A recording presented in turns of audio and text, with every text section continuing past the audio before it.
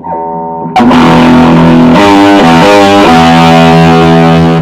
Hogsty presents It's Just Business with Steve Thomas and Rich Rogers. And now, here's your host, Chris Larry.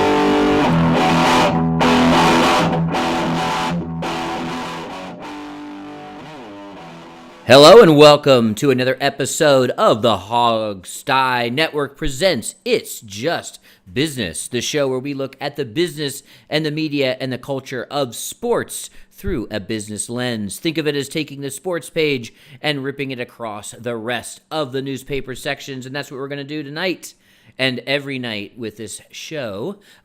We have a special guest. We'll introduce you first. It's one of the Hogsty's regular commentators, Alex Zeese. Welcome to the show. Hey, good to be back. How are you guys doing? All good? Good. This is Steve. We're certainly very happy to have you here with us, Alex, on the business show. Yeah, Steve, not like you and I don't talk almost every day, it right? seems like we just did this. I don't know. It called me crazy. And it seems like we're going to do this again in like another couple days, as a matter of fact. Yeah. Well, you can't keep a good relationship down. Rich is off tonight, so that's why we have Alex sitting in. He'll be back in our next episode. So that means that we are also joined by Steve. How you doing, Steve? I am doing just fine here in Houston. And all is well. Looking forward to talking about business, as always. Because what is more exciting, really, than money? At the end of the day, isn't money the most exciting thing in the world? Well, it certainly keeps us going, even though it's all worth nothing. Well, if we still had the gold-backed currency, it would actually literally be worth something. But I literally was just going to say, are we going to degenerate into a debate on the gold standard? So. There we go. Maybe for the economic policy hour. How about that? That'll get ratings. Hey, I worked at the Treasury as a AV guy, so I probably have some background. All right. So look for that in upcoming episodes. Maybe in that that sort of summer doldrums, we'll pull something like that out. Yeah, but right now, that'll really keep people awake. We're talking about economic policy in the summer doldrums. There you go. It's still more exciting than the ESPYs. We need to go back to like the ball, as the ball turns hour. That was, that'll keep people more awake. That might be true. And there's nothing worse than the ESPYs, by the way. You're absolutely right. What an awful thing. God, show. Yes, we should almost just take a National Day sports break in the day that they air the ESPYs, because that is sort of the low moment of the sports calendar. That's why they put them there. But I think we should just be taking a break and not having that atrocity in our lives. Yeah. Of course, we kind of do, because I can't imagine anybody actually watches the ESPYs. So we sort of do take a sports break on that day. That's right, de facto maybe. Yeah.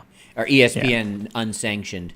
But actually, here in the fall, we actually have lots of sports stories to talk about. There is no shortage of topics to discuss. We're going to have a little bit of a ratings-focused episode. We've been talking about the NFL ratings and kind of what's affecting ratings in general in the sort of entertainment industry, especially as they kind of sports is a part of the entertainment industry. So we got some updates there and some things to tease out. So we'll start with the NFL.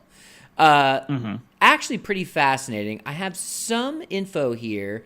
First of all, we all know the narrative that 2016, people were kind of freaking out because the ratings did dip, and it was a relatively bad year for the NFL.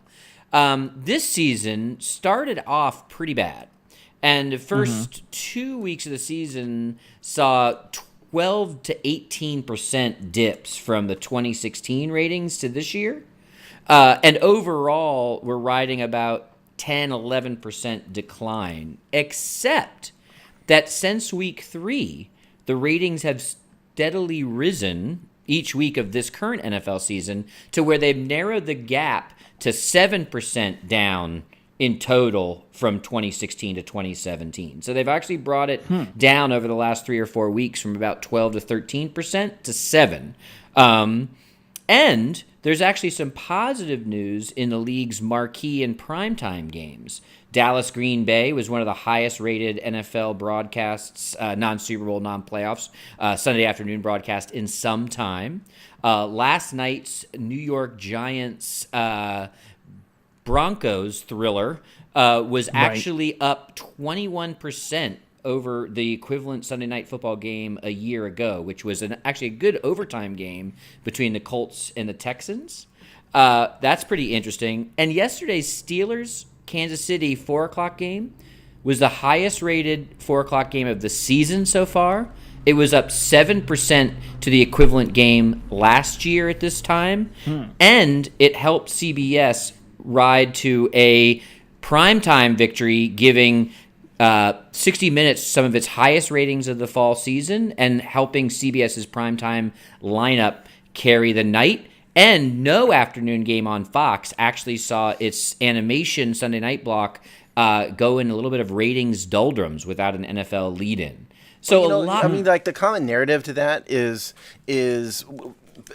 before 2017 happened, the narrative was the NFL really isn't in trouble. It has to do the ratings decline in 2016 had primarily to do with the election, right? Because we had a very controversial election, and everybody's all about it, and that makes a lot of sense. And it seemed to make sense to me. And you couple that with, the cutting the cord, where people are watching more of this stuff on mobile devices, and I still don't think people like me. Yeah, and I don't think Hollywood people and media people really do an effective job of counting those views when they give ratings out. There needs to be an adjustment. Right. But the real question to me, it seems to me, is, the NFL has found itself in a massive PR problem this season.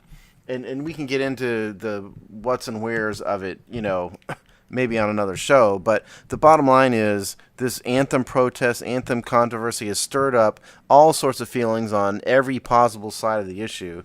And so what I was really most curious about is did that controversy have any effect on the 2017 ratings, which were supposed to climb back up now that the election is over? Well, I actually think, there's a lot going on here. I would actually suggest, because I think the reason that we kind of came into the doldrums, you're seeing 10, 12, 15% declines in the first 2 weeks. People will say hurricanes, and that may have something significant to do with it. They also, I think there was a general malaise about the start of the NFL season. There was lots of articles and anecdotal evidence and sort of a hangover from the bad ratings last year. I would actually argue that since week 3, which maps to about a bunch of this controversy, that the NFL being on the front page rather than the sports page has actually been bad press. Everyone has an angle. It's undeniable the ratings have risen since week 3. So something is actually drawn. Is that kind of where you're going? Exactly. There, Chris? So everyone has an opinion on it. It has not actually helped hurt the ratings since that controversy, and they've been coming up and getting closer to last year's dips as it is. Well, I'll say that Alex knows this. I don't know if you know this, Chris, but I've had my own little boycott of the NFL going for a few weeks now as a result of this anthem stuff. And so I personally haven't. I've watched the Redskins game, of course, but I haven't watched another NFL game in 3 weeks now. And anecdotally, a lot of people I know and associate with have the same views. Numbers don't bear you out, though. Well, that's what I was about to say. Yeah, I mean, the numbers that you're giving don't bear out the idea that half the country is tuning the NFL out. Maybe me and my band of crazies are, but it doesn't sound like that is having a noticeable impact on the NFL as a whole. Well, I mean, there's one thing that hasn't even been discussed with this, and I might just be coming off the wall with it, but I wonder if it's people on the complete opposite side are actually tuning back in. I think the NFL kind of has pushed out a lot of people from the left over the last 20 years, generally, when it comes to football fans. And I wonder if those people are starting to tune back in now because of the politicalization of this issue. And, I don't think anything's been studied on that end yet. I don't know if they ever will bother with that kind of research to see where is the uptick. But we are starting to see stuff where it's saying that the NFL is getting more polarized, and people on the right are stopping watching, but people on the left are starting to come back in. Shouldn't the NFL kind of wrong generally in wanting to take a side on anything? Ultimately, it has to hurt the ratings, right? Doesn't it have to? Because the NFL, at the end of the day, is an entertainment product, And when you have an Right. entertainment product, you want to appeal to a mass market and not one side of a market or the other. And really, Yeah, you but want, they've been silently and slowly appealing to one side or the other for 30 years. how have they been doing that though? I mean, I don't It's see. subtle. I mean, it's who your advertisers are. What, It's Budweiser, Budweiser and Yeah. Anheuser-Busch. I mean, aren't those like a staples of American conservative America, not I don't America. know if I would say. First of all, Anheuser-Busch is owned by the Belgians. Well, now, No. but they weren't. I just back don't in see the how 90s. advertising beer is a staple of the American right, Well, and what it's effect not does that just have them. on? Look at viewership? how those ads are written. It's a lot of amber waves of grain, flag that flying, good, though? Chevy What's wrong with that? trucks. So Who's that voice guy who has a deep voice like this? They have that. Well, you sounded here- like Trace Adkins, but I don't think that's what you were talking about. I don't know who it is. I don't know who does the voice work. Here's my take. But- One, first of all, as a fairly pinko comedy, there's nothing I enjoy more than a nice king can of Budweiser. So there's that. But what I would say is that none of that actually really matters. And I think when we talked earlier in the summer about like a boycott from the African American population around, kind of in. I just think people that are loud about those opinions are on the margins, no matter where they're coming from. The reality Right. is these trends are huge numbers trends that have many different societal shifts. It's the cord cutting, it's, change in sports tastes over decades, the rise of esports. These are a lot of things that kind of go into that macro read. So I think we attribute too much wavering on these kinds of issues because in the reality, it's none of this stuff is motivating the kind of critical mass that still drive NFL numbers. And even if they're dipping, they still are gargantuan compared to almost anything else in the entertainment landscape. And we'll get to that later. And can you just summarize the trend for me again, real quick, to be clear for the audience? Sure. Go ahead. So You just- over, what are we, week 6, right? We just finished week 6? Week 6, yeah. Week 6. Sure. So through 6 weeks, overall ratings are down now 7% since 2016. And that's from a starting place at the beginning of the first 2 weeks where it was, I think, 12 to 13% difference. Okay, so the downward trend is the decreasing trend. The downward trend is decreasing. Right. They're It's still equalizing. going down, but at less. Yes. less of an amount. And in the 2017 season, incrementally, each week is gaining ratings. And then specific games are showing big. huge jumps Yeah. over last year. Yeah. Well, another thing no one ever talks about with the NFL ratings, quality of play. We all know the first 2 weeks now of the NFL are just god-awful in terms of the gameplay because of, how the NFL structured their offseason and all that stuff. So I wonder how much that's playing into it, too. Right. The extended Let's be preseason. honest. Right. Well, I but mean- how is that different than any of the past several seasons, though? I think it's steadily continued to get worse worse over the and last worse and 5 worse. years. Yeah. A lot. Yeah, I mean, A lot of the deep know. NFL nerds are basically saying you can't do any kind of no, this is gameplay, not ratings. Right, any right. kind of trends of quality of play, who's going to be the big team? Like you might as well throw September out in terms of actually looking at what are going to Right. be, the season-long trends. Well, I because mean, it is Bill so Belichick random. said that today, as Yeah. a matter of fact. We're recording this on Monday, and he was talking about exactly that, how, you can't judge teams play in September, as compared to Right. how they play at the end of the year. and he's not the only one. I think almost every decent head coach kind of thinks yeah. that way now. But Yeah, from a big, no one wants to be the 2016 Vikings. right. But from to focus it back more on the ratings and whatnot. So the trend is getting better. I think we can all agree, though, right? Can we at least that the NFL is a PR problem right now? No matter what side of yeah. the line you fall on, you guys are communists. I'm a flag waving righty. Basically. But either way you look at it, the NFL is a PR problem. But it doesn't sound like we can really equate the dip in ratings to this issue exclusively. It might come to that, but right now it doesn't sound like that is the problem. Well, also, the direct problem. Americans are conditioned right now to want to watch car wrecks, right? Like I think we can all agree at that many different levels. And so Sure. even if you yeah, I think we could all agree. I wouldn't certainly not argue that NFL's got its share of PR problems with this right now. But the reality is that's probably driving interest at the macro level because if it bleeds, it leads type of mentality. It's actually making people tune in.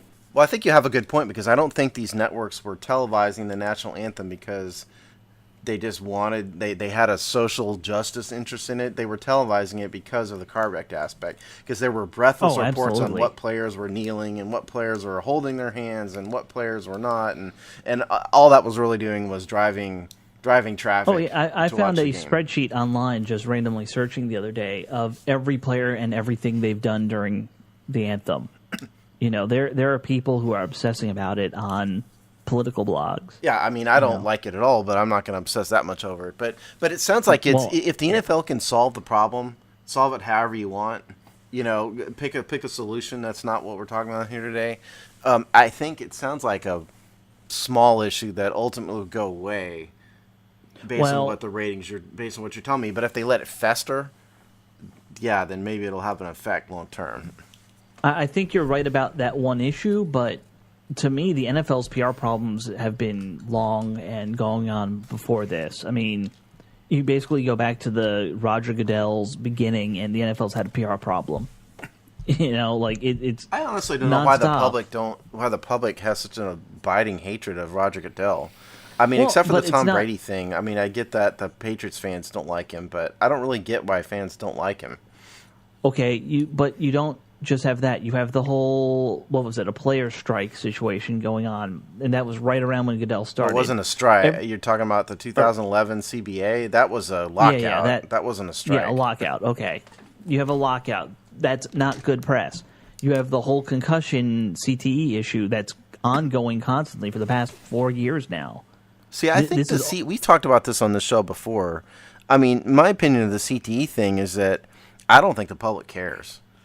They care if their little John or Jane wants to play football, but I don't think they care a whit about it at the NFL level. I don't think they care like, oh my God, we're going to stop, but I think it festers. I think it's kind of like a sore knee in a rainstorm kind of situation. I think it's probably something, if you start tracking these trends in 5 and 10 and decades long, it will have an effect. But I was just reading about a journalist who had done a lot on CTE.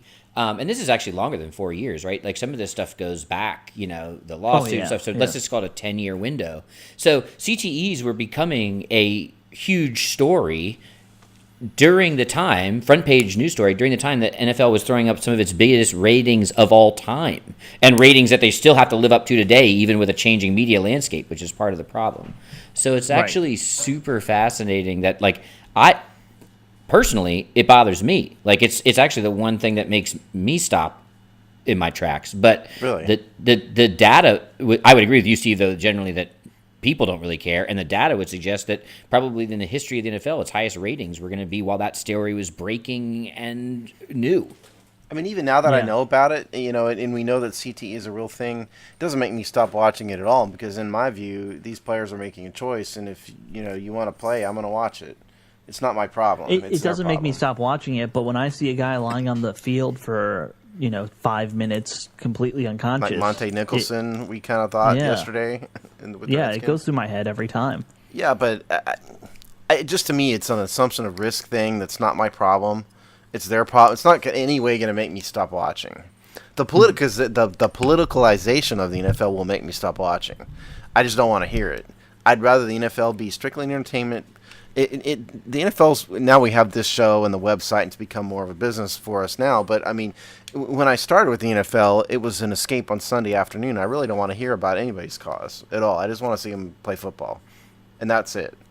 The extraneous nonsense is what's going to make me what has made me tired of it, and what has made me stop watching it, with the exception of the Redskins. Well, you've actually missed some fantastic football. In fact, that week that everything blew up was a bonkers end of the 1 o'clock games. I was on the Red Zone channel, and my mind was being blown.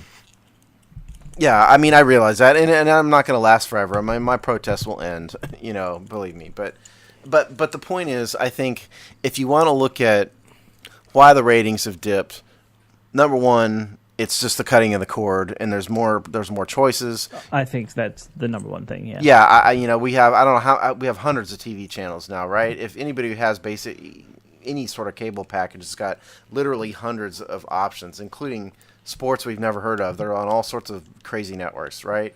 Sure. So I think that's probably honestly and truly the biggest thing. I think the election probably had something to do with it. I think there's a small group of people on the fringes of the flag, the flag protest thing on both sides of it, or not watching it. But for the bulk of the people, I think it's just a cord cutting thing, because we've seen this across all sports, have we not?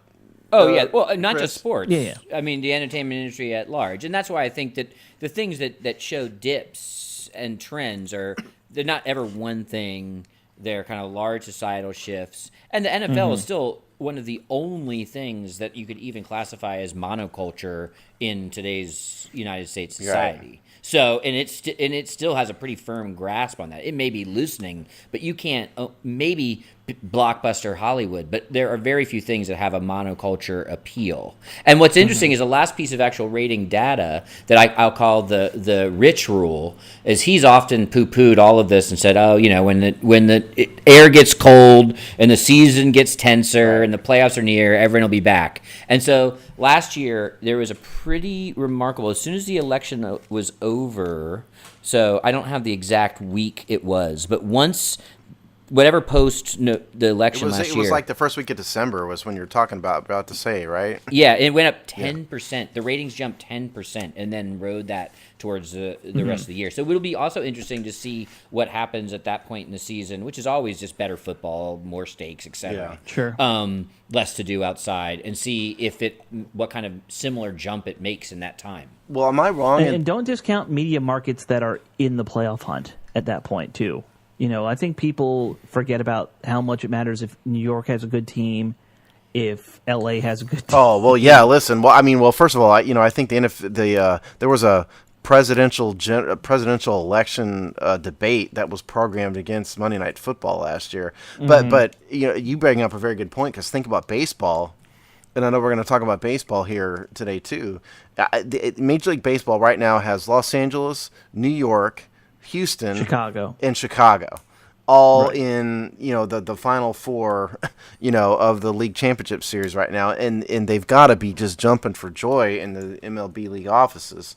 It's a heck of a lot better than Milwaukee. It's 1, 2, 3, and what is Houston now? 5? 4 or 5, yeah, 4 or 5, yeah. Houston and Chicago are neck and neck. I forget who's bigger, but no, Chicago's definitely number 3. I think it's Houston. Okay. I want to say Philly is up there, but okay. But point is, we've got essentially the 4 biggest markets in the country, right? Right now, and I think if you had brought in the Indians and the Florida Marlins maybe and the Milwaukee Brewers, and that would be a disaster. Right. But I'm very interested to see how the NLCS and the World Series ratings are, given that we're guaranteed to have 2 big major market teams in the World Series. Some interesting data coming in is the ALCS posted, I think for Game 2, its highest ratings in 2 years, which doesn't seem like a big surface area, but considering how much ratings have been taking a beating and these societal trends are, sort of have definitely emerged over the last 2 or 3, to see something post a 2-year high isn't bad. The interesting piece, though, is that the Dodgers Cubs, the National League CS, actually was down. Was it really? Yeah, down, so there's a little bit, kind of a mixed bag.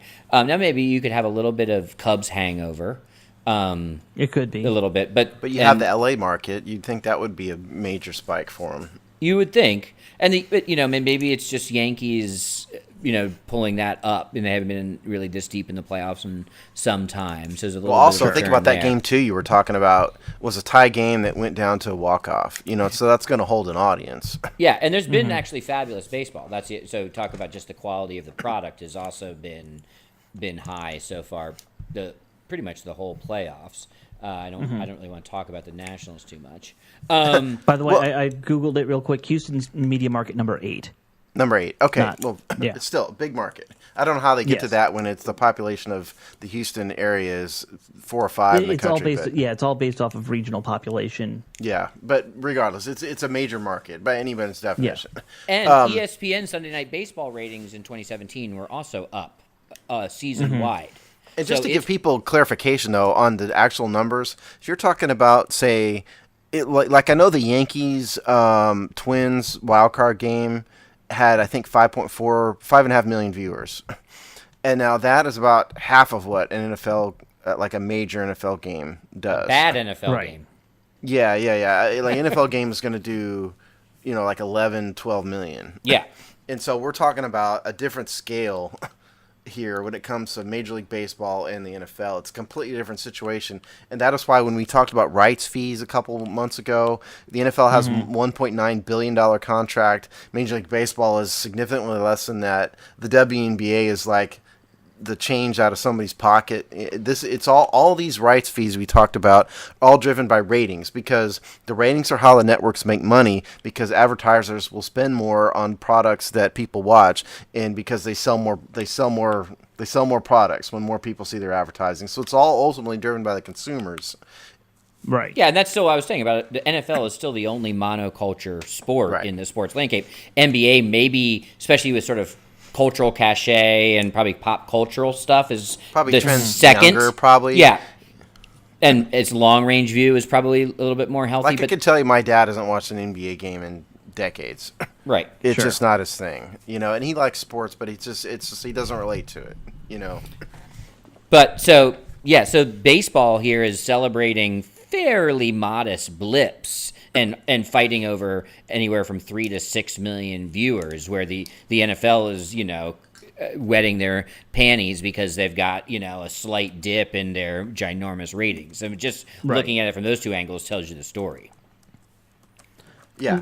I have a question about that. It kind of fits into this. Do you think that the Major League Baseball ratings would be higher if they were on a network, not on cable? Yes. Absolutely. I mean, absolutely. To some extent or another, I think it's less pronounced now because I think a greater number of households have cable, have some ability to access via satellite or cable TV.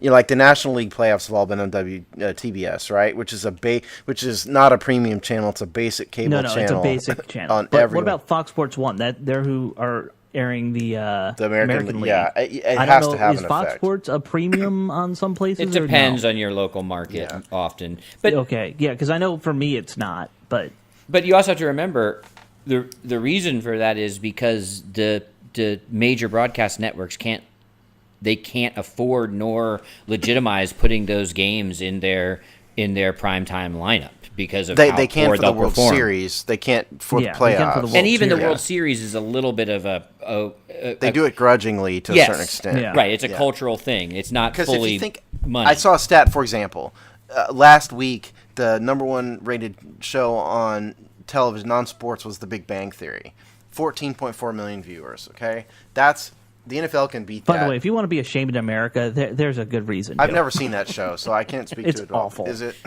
But point is, 14.4, the NFL can beat that. I don't know if the World Series, even Dodgers Yankees, is going to beat 14.4 No million. way. Prime No way. time, Probably not. it's probably not. So while the networks like the cachet of having the World Series, is it Fox? I forget what network even has it this It's year. usually Fox, I Yeah. think. They're doing it more for the cachet necessarily than they are going to actually probably make more money than if they counter programmed against it. Yeah, you're talking about 100 years of history. I mean, there's very few things that exactly. we've got that with that kind of time scale that was still relevant, which is Right, a testament to baseball, not a knock. So Steve's going to introduce another topic here, which really is still in the world of ratings and the world of sports business, but it takes a little bit of a left field hop into the world of soccer and the World Cup. Steve, why don't you go ahead and give us an intro? Well, what got me interested in this is that, first of all, I'll just say I'm not a soccer fan, particularly the business aspect of it interests me, but, you're not going to find me watching too many World Cup soccer games, which is really what caught my attention. The United States men's national team failed to qualify for the World Cup a couple weeks ago, since we did our last show. Now, for those of you who don't know, Fox Fox Sports has the World Cup broadcast rights in the United States, and they have paid a serious amount of money to broadcast this, and they were banking very heavily on having the the U.S. men's national team be a part of this for obviously for their most important market, which is the United States. Because I have some numbers here, and honestly, it surprised me. So go back to the last World Cup, which is 2014, which is when the U.S. team did very well and got out of the qualifying stage. The U.S. v. Ghana, June 17th, 11.1 million viewers. U.S. v. Portugal, which was a week later, 18.2 million. That's beaten NFL games, people. Yeah. Sure. U.S. v. Germany, 10.8 million. The last game they played, which I assume they lost because it was the last game, was U.S. v. Belgium, 16.5 million. Those are major numbers. Again, the Big Bang Theory, 14.4 million. NFL, you're talking 15, 16 million for big games. Right. So that's what they were doing for World Cup, which is why Fox is willing to pay a fortune for it. Now, of course, the problem is with the U.S. out, not only is the U.S. out, but this tournament is in Russia. And I'm not talking politics. I'm talking about 9-hour time difference. Okay, Yeah, you're talking time of day when they're going to be playing. Yeah. Forget about the fact that it's in Russia because that's a whole nother kind of worms, right? But if it's prime time Russia time, It that's means games are starting at 9 o'clock here. exactly. It's talking morning games, early morning games. Or 9 in the morning. Because it's like plus, that, yeah. you're adding hours. Like for those of you who are time zone deficient, Right. you're adding 9-10 hours depending on where the game is played in Russia. So it's morning, and so people are at work. The ratings were going to be low anyway, and now you're going to get the U.S. national team out of it. Fox, the article, by the way, if you guys want to read up about this, it's a Sports Illustrated.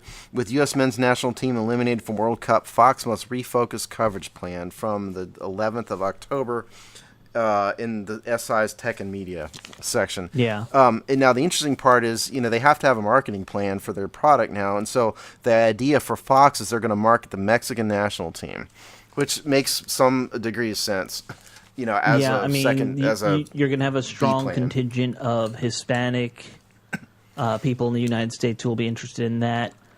I mean, I don't know if there's any other Central American countries that are in the World Cup. I haven't tracked who's in right now and who's not, but I'd imagine you just focus on those teams. Well, and I can tell you that living in the Houston area, Sure. when the Mexican national team does play games at Reliant Stadium, NRG Stadium now, right? Yeah.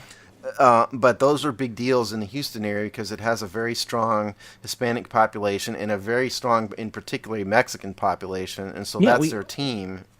We have a number, I can't say if it's Mexico's team, but a number of teams from Central America play at RFK still. Yeah. Like every year or so. And it's always a huge draw. But there's no way in the world, and Fox recognizes that, and this article talks about how Fox knows they're going to lose their shorts financially on it. There's no way the Mexican national team is going to have the same amount of appeal, anywhere close to the same amount of appeal as a quality U.S. men's soccer team would have. And for them, they're trying to spin this as saying, hey, we sort of knew that this is going to the ratings were going to be down anyway because it's in Russia, primarily. But right now it's more, with Fox, they know they're going to take a bath on profit. They know they're not going to make a profit on it, and they're sort of planning for the future. Yeah, Steve, how long does their broadcast rights run? 2020, let's see, I believe I know they have the next one. I actually don't have that. This actually doesn't say how long their broadcast rights run. Because I wonder how if they long have the view next they're one, taking then anyway. They have the 2022 Cup at a minimum. Okay. Isn't that one's in Qatar still? Well, for now, we'll see. Because there's been all sorts of problems with the Qatar bid and everything else. Right. Now, So that'll have the same issues in terms of timing. that's not my quite point. as bad because Qatar is going to be. They're only 6 or 7 hours, I think. Depends. Depends on if they really. Yeah. I mean, if you go to some parts of the Middle East it is 9 hours. Yeah. So, but I don't know Qatar. But with the offhand, U.S., the time zones always matter to a certain degree. But with the it U.S. hurts team, the Olympics. yeah, but with the U.S. team in it, that actually adds the excitement. People, I remember. I gave you the numbers. I mean, even I, who just truly despises watching soccer because I just find it boring, even I tried to get into it 4 years ago in the last World During the Cup. last World I Cup. tried. I wasn't successful, but I tried. They got Yeah. my attention to at least follow it because it's yeehaw US. The one before Right. that, my bachelor pad, people were having 4 a.m. watch parties, and Sure. So, I think if the U.S. is in it, and if the U.S. is even competitive, then people make the time zone thing becomes part of its charm. Yeah, I mean, in DC, depending on where it is, you'll have bars open at crazy times. Like DC, probably just because we are a very international heavy city to begin with. Like they shut down a lot of stuff for the World Cup. People are out partying. There's big festivals in DuPont for it where they're watching the games. I don't know if that'll happen without the U.S. in it, but I imagine at least some sectors of the city will still do that. To a certain extent, it'll be a lot less. Now, there's a whole other side to this, though, because that's just the World Cup. The other thing that interests me a lot is how does the U.S. view the sport of soccer generally from a business standpoint as compared to the other major sports? Right. Even compared to hockey, it's minuscule, clearly, right? But what's interesting is, for those of you who don't know, and honestly, because I'm just not a soccer fan, I didn't really know this. I knew NBC was televising soccer games on Saturdays. Right. But what I didn't realize is they've paid a fortune for it for a long time. Didn't know this. NBC has they started a 6-year agreement in 2015, goes through the 2022 season. Total value of this agreement is $1 billion. They've paid $1 billion For 6 years? for Premier League soccer. And for those of you who don't know, the Premier League is the NFL of soccer in Europe, basically. Right. It's the highest rate. Now, couple that, though, with the ratings. The ratings for these games are abysmal, okay? The ratings for these games are averaging, and this is from Goal.com, which is a soccer site. For the 2013 season, they were averaging 438,000 viewers per game on the NBC broadcast, and that has fallen in the 2016-17 season to 423,000 views per game. Yeah, that's barely it's- an audience in the world of national broadcast Media. television. Yeah. Right. Now, NBC, in the same article, NBC has touted the fact that their streaming games viewership has actually gone up a little bit compared to where they started. So they're building a little bit. But I don't... In the same article here, it quotes an NBC source as saying, yes, they know they're going to lose money on this, but they're building for the future again. But I just don't know how they're not taking a bloodbath, having paid $1 billion for soccer, and they're drawing ratings of 423,000. Well, I mean, that's about half of what they're paying for the NHL for roughly the same span of time, isn't it? Not NHL. I mean, in NFL. You're talking NHL? Hockey? yeah. I thought the NHL contract was $2 billion for about the same amount of time. I might be wrong. But Well, I didn't realize it was that big. We'll look it up here real fast. But now the NHL draws horrible ratings too, though. yeah, Just not and quite that's as horrible.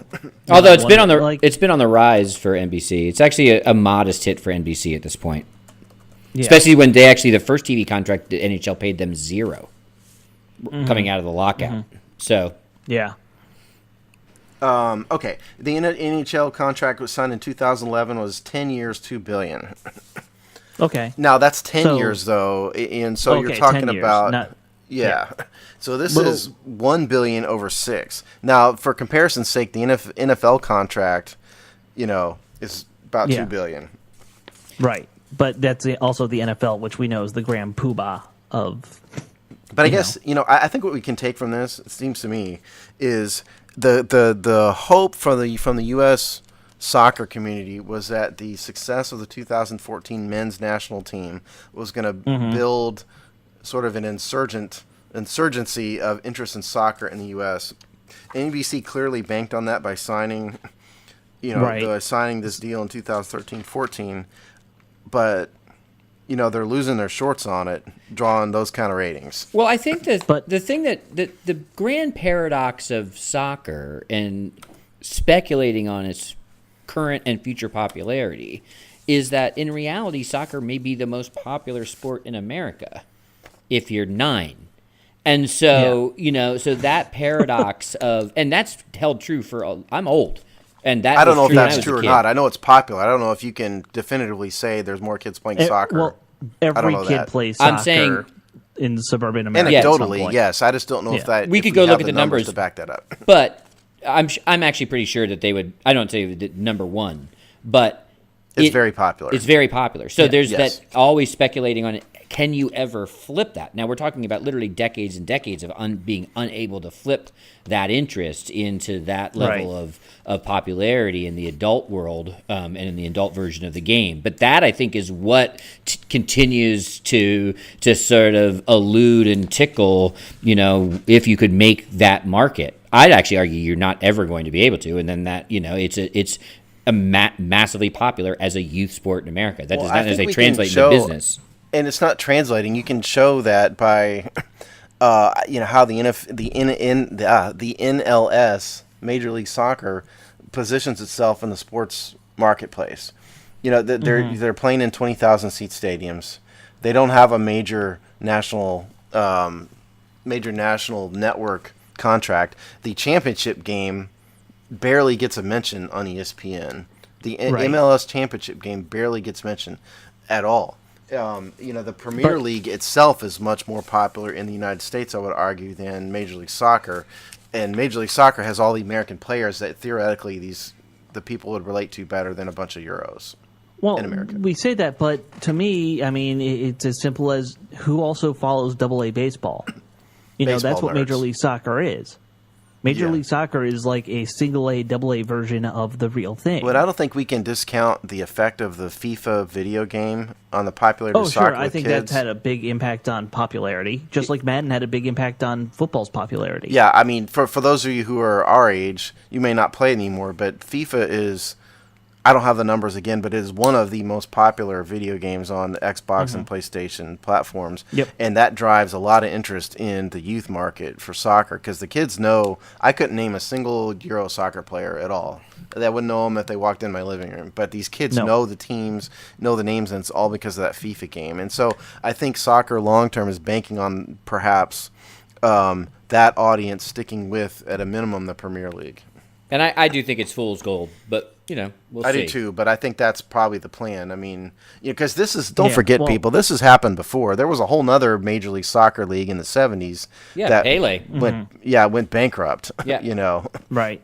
Well, and I mean, Premier League's not going to go bankrupt. Premier League's as old as any sports league. Yeah, let's be clear. I'm talking in Major League Soccer in the United Yeah, States. yeah. Premier League, some of those franchises are more valuable than NFL franchises. Oh, well, I would say at least their big four are as The Manchester equal. United, and I don't know who the others are. But Arsenal. Yeah. All the big ones. But you have to give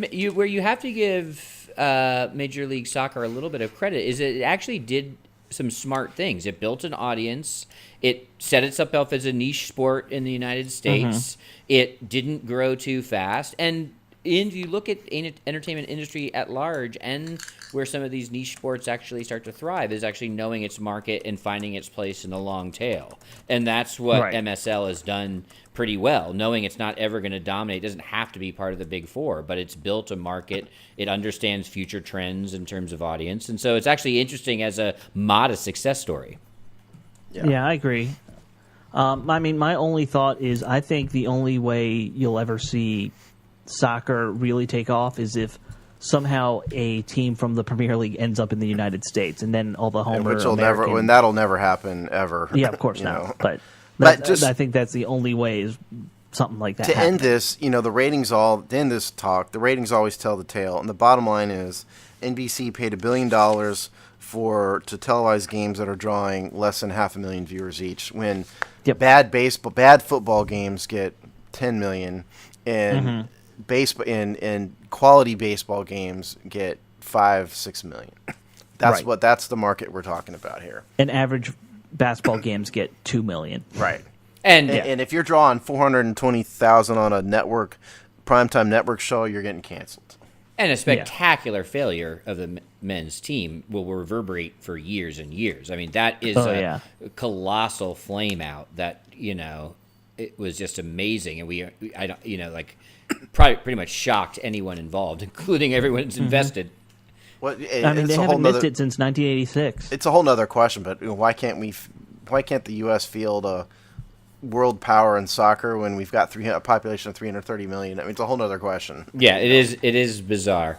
All right, so we got one more topic. As it's kind of one thing we like to do on It's Just Business is do a bunch of check-ins. We track stories over multiple weeks, multiple months, and one we've tracked on here is the ongoing legal dramas of one Ezekiel Elliott.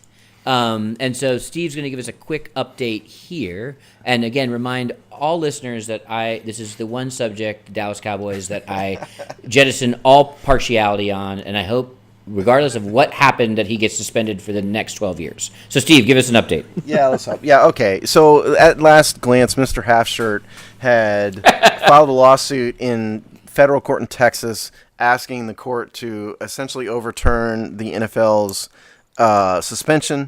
And I told you guys before that there was a TRO that was pending, and I told you the TRO was going to get granted. And sure enough, it was granted. So what the change that has happened this week is that the NFL appealed the issuance of the restraining order to the Fifth Circuit Court of Appeals, which is the federal court of appeals that holds Texas among other states.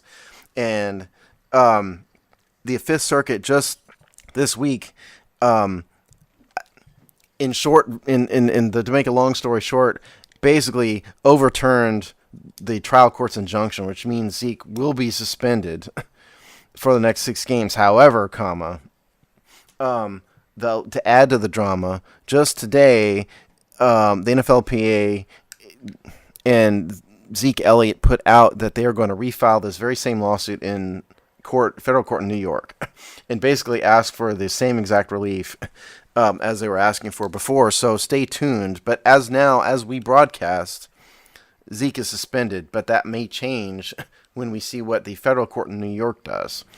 So that's the update. And look for more carries by Alfred Morris. Yeah, look for more carries by Alfred Morris. And the problem they have is, one court's already ruled on this, and so why should another court take it up? But the suit that was filed in Texas wasn't what's called ripe, and now it is ripe. So it's a lot of complex stuff going on. It's not just a simple answer. So we'll see what happens. All right, that brings us to another close of It's Just Business on the Hogsty Network. You can find me, Chris Larry 33, on the Twitter machine. Also, I wanted to give a shout out to a website that I've been using to look up some of these ratings numbers. It's called sportsmediawatch.com. So if you wanted to sort of track these things on a weekly basis with the NFL and other sports, go ahead and check that site out. Alex, where can they find you on the interwebs? You can always find me at Alex35332 on Twitter. And also, I just sometimes am taking over the Hogsty's Twitter handle when Steve's not looking, so I'm doing that too. I have been able to tell who's who at this point. Steve, I know you're a clouded man of mystery, existing nowhere and everywhere at the same time, but we can find you on the Hogsty Twitter account, right? Yes, you can. I will generally get the message if you try to get me on the Hogsty Twitter account, or you can always email us. All right, and stay tuned for the All 32. More It's Just Business in 2 weeks. And, of course, as we enter into the heart of the NFL season, the Hogsty will be covering the exciting Redskins season. So stay tuned, probably for a preview soon of the exciting, huge Monday Night Football game in just a week's time officially. Yeah. As of taping. Yep. All right. Good night, everyone. Thanks for listening.